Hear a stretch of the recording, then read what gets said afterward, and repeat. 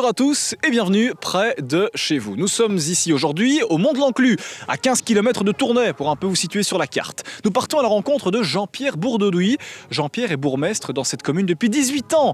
Et vous le verrez, le MR ici est en majorité puisqu'il a 10 sièges sur 13. Nous partons juste après rencontrer Robert Leroy du côté d'Herstal. Alors bon, là-bas, c'est pas la même mélodie, j'ai pas besoin de faire de dessin. On découvre tout ça dans quelques instants.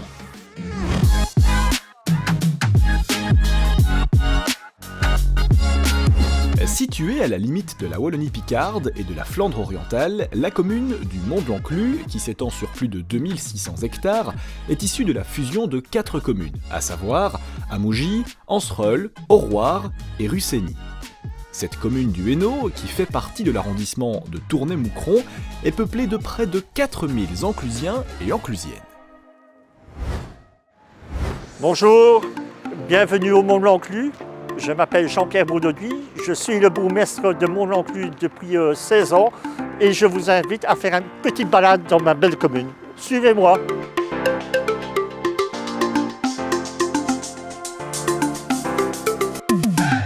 Alors Jean-Pierre, nous sommes chez toi, dans ta commune, au Mont-de-l'Enclus, et nous visitons donc ce tout premier lieu que tu as décidé de nous montrer, ce lieu dit des Trois Géants. Alors comment s'appelle ce géant et pourquoi ce lieu est important ? Mais c'est un lieu important parce que c'est le centre touristique du bois du Mont-de-l'Enclus et ici nous avons créé un circuit land art avec une légende qui est la légende du géant Lidéric qui est un personnage typique du Mont-de-l'Nclus, un personnage des bois et c'est ce que je voulais vous faire visiter aujourd'hui. Et donc en fait c'est ce que tu me disais Jean-Pierre en préparation de cette interview, vous visez justement un tourisme dit familial, c'est ça ? Oui, tout à fait, donc ça c'est un choix touristique qu'on a voulu faire au niveau de notre commune, c'est de faire un tourisme familial où finalement c'est papa et maman avec les enfants qui se promènent dans le bois, qui se baladent et qui découvrent les différentes sculptures. Nous avons créé par la suite également des circuits, un circuit accrobranche pour les enfants et également un circuit de balade avec papa et maman à pied et les enfants avec un petit vélo, une trottinette, donc ça sera super pour les familles, pour les enfants. Tiens, et comment s'appellent ces trois géants ? Les trois géants, donc c'est les géants, ça c'est le géant Lidéric et puis vous avez l'ermite et après vous avez le prince Sylvarte qui est le papa de Lidéric. On va aller rencontrer toute la famille. On va les rencontrer, tout à fait.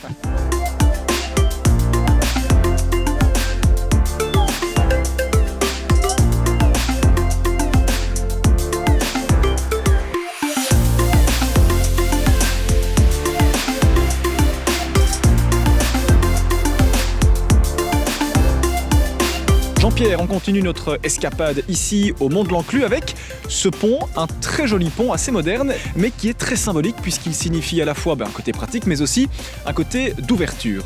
Et évidemment, ce pont représente un symbole fort en termes de relation entre une commune flamande, Avelgem, et la commune francophone Mont-de-l'Enclus. En fait, on a mené de concert ce projet pour pouvoir créer ce pont, et demain, ce pont effectue la liaison entre la région flamande et la région wallonne. C'est pour ça que ça représente vraiment un symbole et ça prouve qu'en Belgique, il y a encore possibilité de s'entendre entre deux communes de régimes linguistiques différents.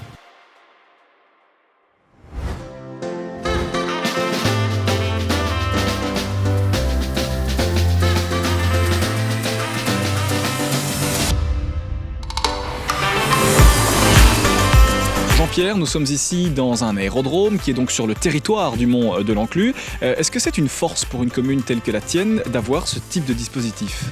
Tout à fait, hein. Donc l'aérodrome est une des attractions sur le Mont-de-l'Enclus. Vous avez le bois communal, vous avez le Ravel et puis vous avez l'aéroport. Et ici, sur l'aérodrome, vous avez également un coin terrasse où les gens peuvent déguster une bonne bière, manger un petit plat. Donc tout est fait pour accueillir au mieux le touriste d'un jour. Et les week-ends y compris ? Le week-end y compris, et on organise même le week-end des baptêmes de l'air si les gens veulent faire un baptême. Alors Jean-Pierre, qui dit aérodrome, dit espace, et cet espace a d'ailleurs servi à un événement particulier, c'est ça, dans l'histoire de la commune. Tout à fait, donc en 1969, nous avons eu l'honneur d'organiser le festival de Woodstock, le Woodstock belge qui s'est réalisé ici sur l'aérodrome même. Ça a été un moment extraordinaire pour les habitants de Mont-de-l'Enclus parce qu'on a eu des milliers et des milliers d'hippies, parce que c'était le temps des hippies qui sont afflués, et tous les soirs il y avait des concerts de 8h du soir jusqu'à 2h du matin, et c'est ainsi qu'on a eu la chance, par exemple, d'avoir en primeur le groupe Pink Floyd qui faisait sa première interprétation sur le territoire belge et en Europe. Donc c'était formidable pour les Enclusiens.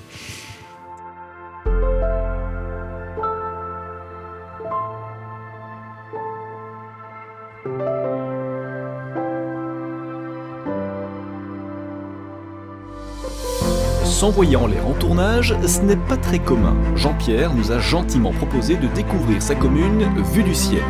Et quelle vue!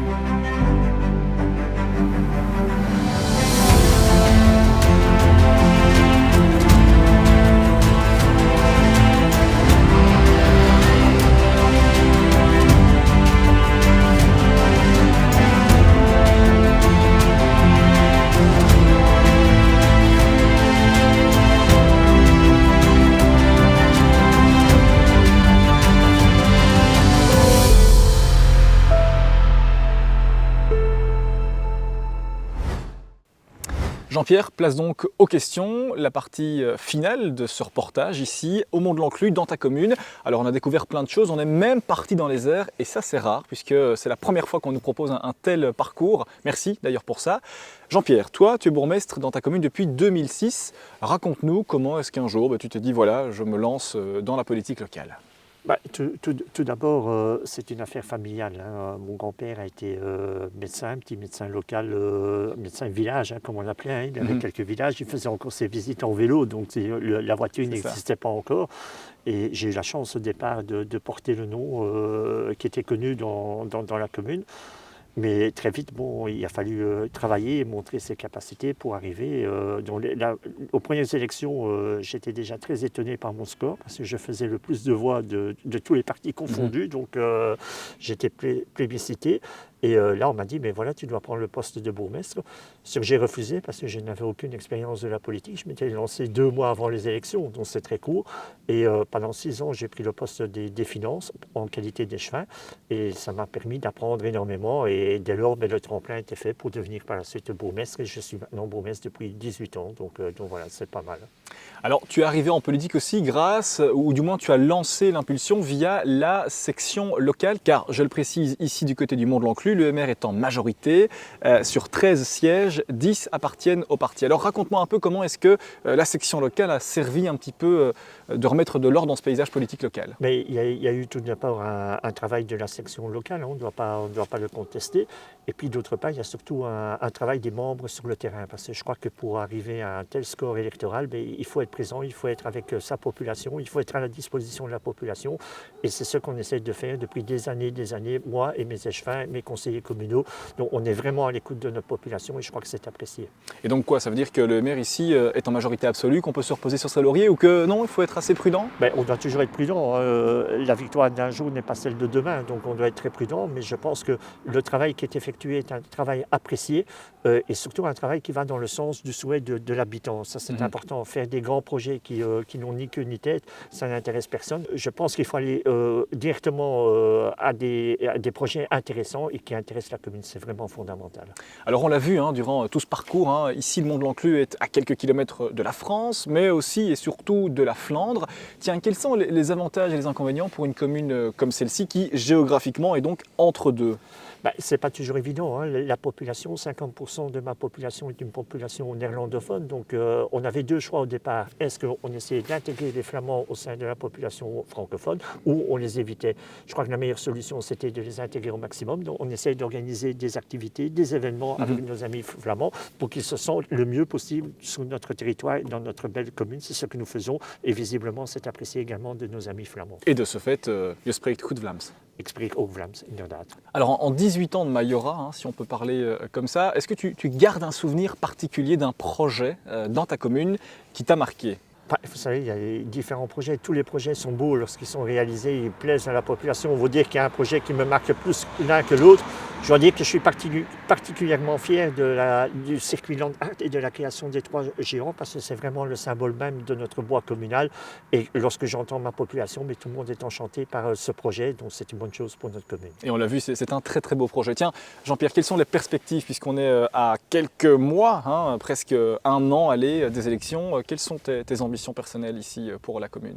On va d'abord essayer de terminer convenablement le mandat. Je crois que le mandat, c'est un mandat de 6 ans, donc il faut pouvoir terminer jusqu'au bout ce qu'on a commencé. Et puis par la suite, je crois que la balle est dans le camp de l'électeur qui choisira s'il veut continuer à travailler avec le MR et avec le bourgmestre qui est en place.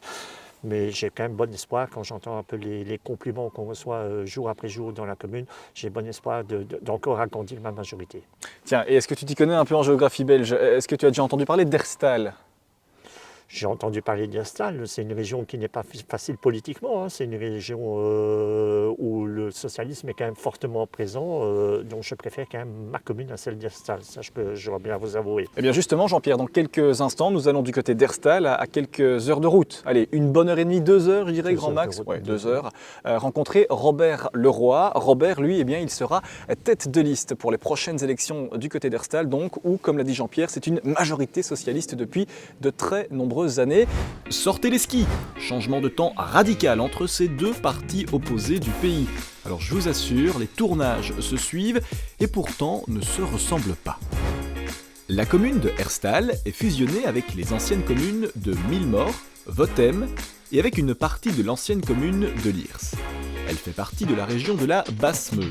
La ville de Herstal est limitrophe à la ville de Liège. Elle forme avec cette dernière et les communes qui l'entourent ce qu'il est de coutume d'appeler l'agglomération liégeoise. Les Herstaliens et les Herstaliennes sont très nombreux, plus de 40 500. Bonjour à toutes et à tous, je m'appelle Robert Leroy et je suis président du MR de Herstal ainsi que conseiller CPAS. Je serai bien sûr candidat aux prochaines élections en 2024 où je serai tête de liste. Alors aujourd'hui je suis ravi de vous faire connaître ma ville, Herstal, et je vous invite à me suivre.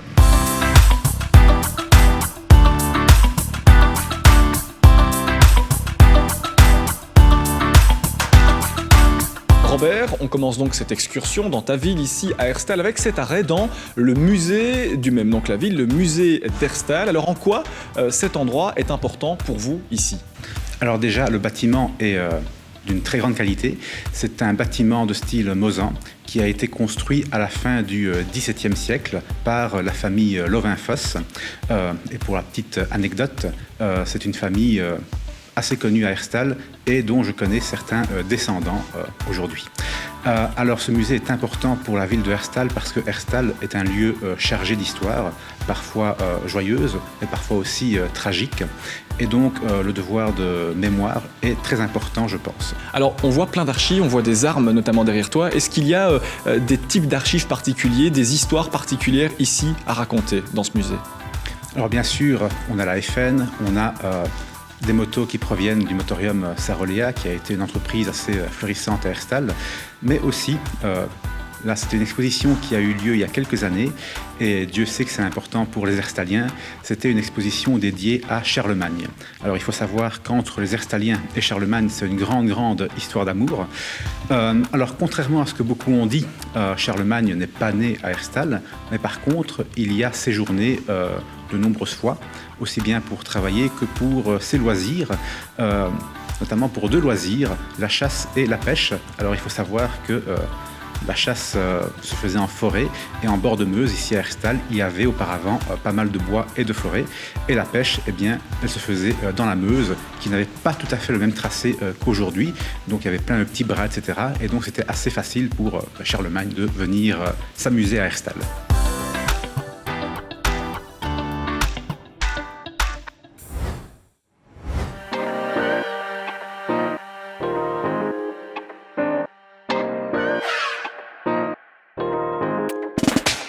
On continue notre périple ici dans ta commune à Herstal avec ce lieu. Alors on est sous parapluie mais ça n'empêche pas de voir la beauté de cet endroit. Nous sommes sur un lieu industriel important pour la région, pour la commune, le lieu dit de la Fabrique. Alors pourquoi ce lieu est emblématique? Alors on est ici sur le site de la Fabrique à Herstal. C'est une ancienne friche industrielle. C'était auparavant une usine qu'on appelait les ASEC, donc les ateliers de construction électrique de Charleroi, qui était une entreprise florissante au siècle dernier. On employait plus ou moins 1700 personnes dans ces bâtiments.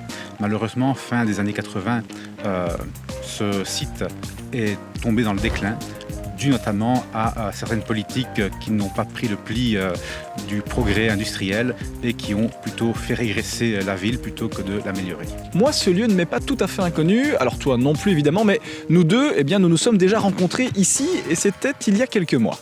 Tout à fait, c'est un lieu qui ne nous est pas inconnu, nous, libéraux, étant donné qu'on a fêté notre 1er mai 2022 dans ce lieu chargé d'histoire, comme on l'a dit. Et c'est des bons souvenirs, je ne sais pas pour toi, mais en tout cas moi j'en garde un souvenir mémorable. Il y avait plus de 1000 personnes réunies et je pense que c'est la première fois qu'il y avait autant de libéraux réunis à Herstal.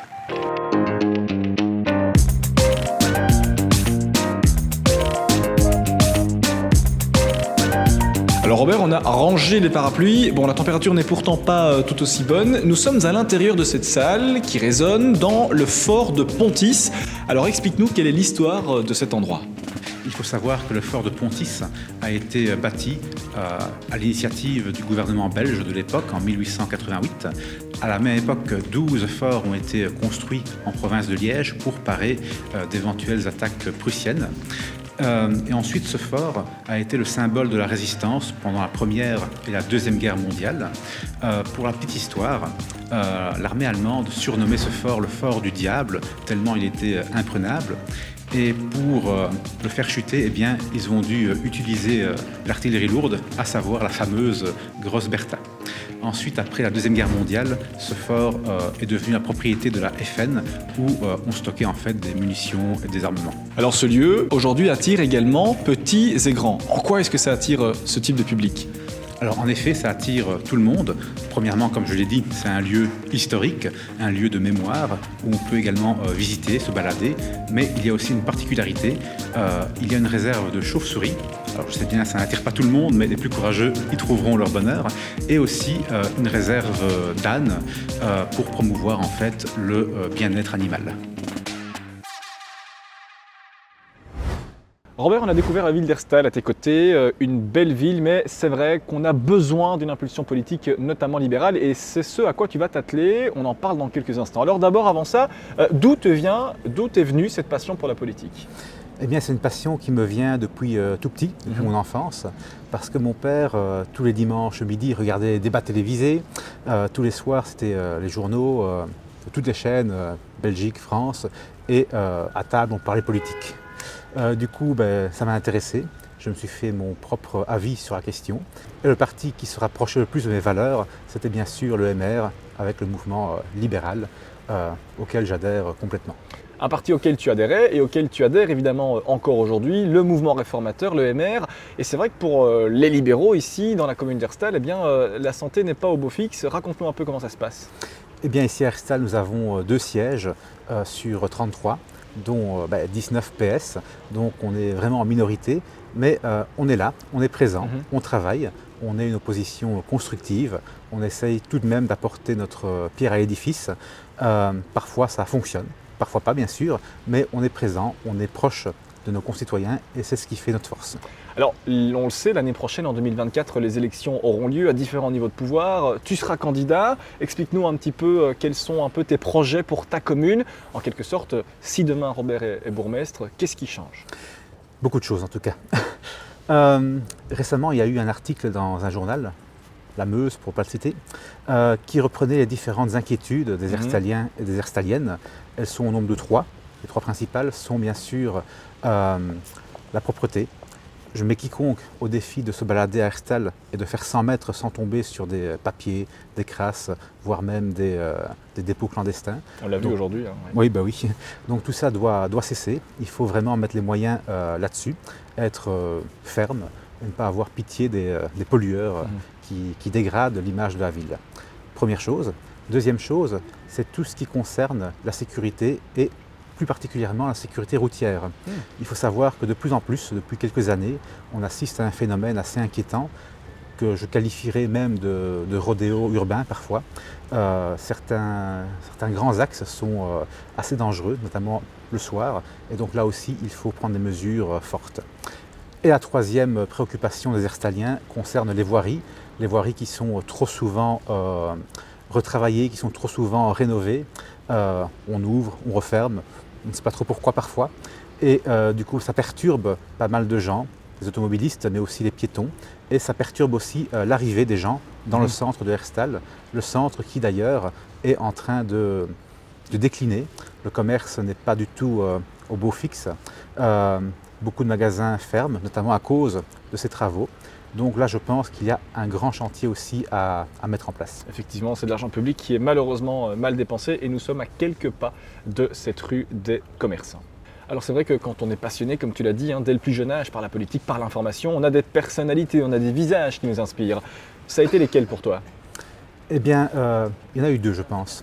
Un très connu dans notre parti, c'est Didier Reynders, qui a une carrière assez exceptionnelle, qui est aujourd'hui à l'Europe, mais il a été à de nombreuses reprises ministre, vice-premier ministre également, bien sûr. C'est une personne engagée, intelligente, qui sait parler, et donc ça a vraiment convaincu. Et qui vient du coin d'ailleurs, qui vient de la région. région. Et qui vient de Liège de base, oui. Exact.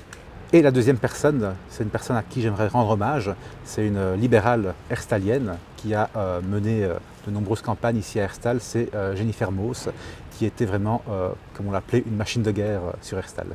Mais tu seras la future machine de guerre. En tout cas, on te souhaite plein de chance. Alors, on l'a vu il y a quelques instants, nous étions du côté du Mont-de-l'Enclume chez Jean-Pierre Bourdeauduit. Jean-Pierre, tu l'as vu, il est bourgmestre depuis presque 18 ans.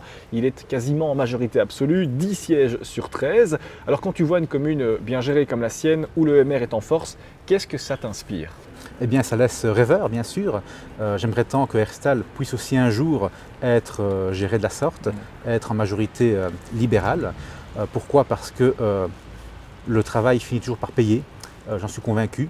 Et une des grandes caractéristiques de notre mouvement, c'est bien sûr ce travail acharné pour défendre des valeurs, mais aussi pour défendre des aspects de la vie quotidienne qui, je pense, mériteraient d'être plus soutenus ici à Herstal, parce que j'ai l'impression que la majorité actuelle, si je reprends le cas par exemple du commerce herstalien, on n'a pas grand-chose à faire de leurs commerçants.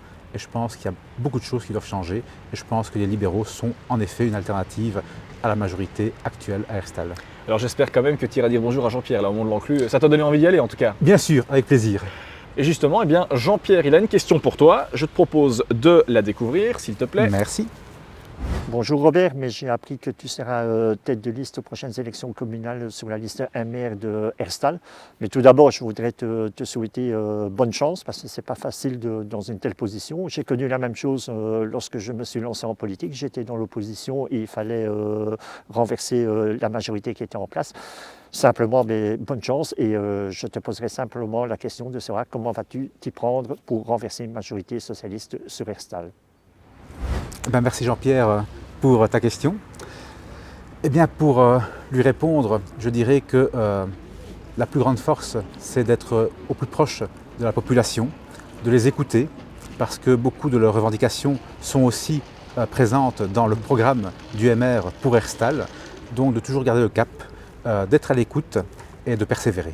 Eh bien, merci beaucoup Robert, ça a été un plaisir de découvrir ta commune. Je te souhaite vraiment plein de chance car le travail est beau et je suis sûr que tu y arriveras. Et j'en remercie aussi Jean-Pierre il y a quelques instants. Merci à tous les deux, ça a été une très chouette découverte. Et je reviendrai à Herstal et on ira boire un verre, ça va? Avec plaisir. Et ce n'est pas depuis les Alpes françaises que je vous quitte, non, c'est depuis la commune d'Herstal où nous sommes partis il y a quelques instants à la rencontre de Robert Leroy. Et puis juste avant lui, c'était Jean-Pierre Bourdeauduit du côté du Mont-de-l'Enclume. Vous l'avez vu, ces deux hommes partagent une même passion, celle de la politique. Et on souhaite en tout cas énormément et beaucoup de chance à Robert ici dans cette commune pour les élections prochaines. Quant à nous, on se retrouve très prochainement pour un tout nouveau Près de chez vous.